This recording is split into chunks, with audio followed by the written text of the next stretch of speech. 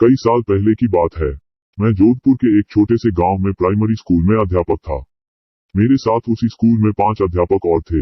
उन लोगों की शादी हो चुकी थी और उनका अपना अपना परिवार था और मैं कुंवारा था। मेरी शादी नहीं हुई थी। सब लोग गांव में मकान भाड़े से लेकर रहते थे और मैं स्कूल के पास ही एक अलग छोटा सा कमरा बना हुआ था जिसमें मैं अकेला ही रहता था। स्कूल के चारों ओर खेत और झाड़ियां थी। स्कूल गांव से थोड़ी दूरी पर था। स्कूल में बिजली नहीं थी और मैं अकेला अपने कमरे में लालटेन जला के खाना बनाता और खाकर सो जाता था। तभी मेरे एक दोस्त ने बोला कि आप अपना टाइम कैसे निकलते हो? कल से हम लोग खाना खाने के बाद रात में तुम्हारे पास आएंगे। तुम्हारा भी थोड़ा हंसी मजाक में टाइम पास हो जाएगा। दूसरे दिन स्कूल से छुट्टी होने के बाद घर पर जाकर खाना वाना खा के अपने कहे अनुसार मेरे सारे मित्र रात को 10 बजे मेरे घर पर आ गए और हम लोग बातें करने लगे। थोड़ी रात बीत गई। तभी हमारे एक मित्र ने कहा कि यहाँ पर ना तो बिजली है ना तो टीवी है, हम लोग बैठकर यहाँ पर क्या करेंगे, चलो आज हम लोग थोड़ी मस्ती करते हैं। दूसरे मित्र ने बोला हम अपने साथ ताश के पत्ते लाए हैं, चलो खेलते हैं। और हम लोग धीमी लालटेन को जलाकर उसके सामने बैठकर ताश खेलना चालू कर दिया। थोड़ी देर बाद गर्मी लगने लगी तो हमने सारी खिड़कियां खोल दी तो अच्छी हवा आने लगी और हम लोग ताश खेलने में व्यस्त हो गए। तभी हमारे तीसरे मित्र ने बोला कि हमारे पास बीड़ी और माचिस भी है, बोलो तो बीड़ी सुलगाए। हम लोगों ने बोला क्यों नहीं। तो हमारे मित्र ने 4 बीड़ी जलाई।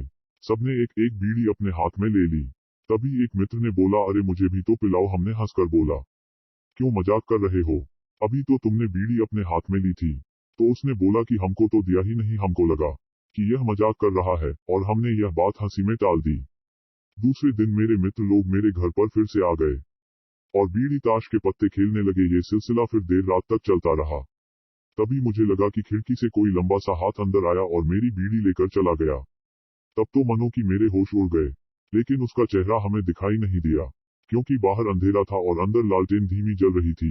ये घटना 4-5 दिन तक मेरे साथ होती रही। तो मैंने छठे दिन जब सवेरे मेरे मित्र लोग स्कूल में पढ़ाने आए तब मैंने यह बात सबको बताई। सबने बोला हाँ मैंने भी सुना है कि स्कूल के अंदर किसी अध्यापक ने किसी कारण जहर खाकर आत्महत्या कर ली थी और उसी की आत्मा आज भी स्कूल के आसपास भटकती रहती है। तो एक दिन एक मित्र ने बोला आज हम उससे पूछेंगे कि आप कौन हो, क्या पता कोई आदमी ही हो और हमारी तरह वह भी रात में टाइम पास करने आता हो। हमने बोला कि ठीक है। रात में मेरे सारे मित्र मेरे घर आए। आज तो 5वां आदमी भी खिड़की से अंदर आकर बैठ गया। साथ में ताश खेला और बीड़ी भी पिया। जब खेल खत्म हो गया तो वह खिड़की से बाहर जाने लगा। तभी मैंने आवाज दी काका कल फिर से आओगे। उसने कुछ नहीं बोला। इतना सब होने के बाद उसने हमें कोई नुकसान नहीं पहुंचाया था। हमारे एक मित्र ने उसके मुंह पर टॉर्च जलाई। तभी मैंने उसका हाथ पकड़ लिया, लेकिन टॉर्च के सामने हम लोगों ने उसका थोड़ा बहुत चेहरा देख लिया था। वह काला काला आदमी, मटमैली सफेद रंग की धोती और मुंह पर बहुत सारे चेचक के निशान थे। सब लोग बहुत डर गए। सबने बोला चलो गांव वालों को बताते हैं। हमने बोला नहीं, बच्चों के भविष्य का सवाल है, कोई अपने बच्चों को स्कूल में पढ़ने के लिए नहीं भेजेगा। तभी एक मित्र ने बोला चलो कल से जहां पर यह जलाया गया था वहां पर बीड़ी माचिस ताश के पत्ते रख देते हैं, क्या पता इसको भी इन चीजों में दिलचस्पी हो। दूसरे दिन हम लोगों ने ऐसा ही किया तो रात में वह अंदर खेलने नहीं आया। हम लोग ऐसा 4-5 दिन में एक बार रख के आ जाते थे। एक बार गांव वालों ने देख लिया और पूछा तो हमने सारी बातें बता दी। तब से आज भी वहां पर गांव वाले बीड़ी माचिस ताश के पत्ते हफ्ते में एक बार जरूर चढ़ाते हैं और आज भी वह आत्मा किसी को परेशान नहीं करती।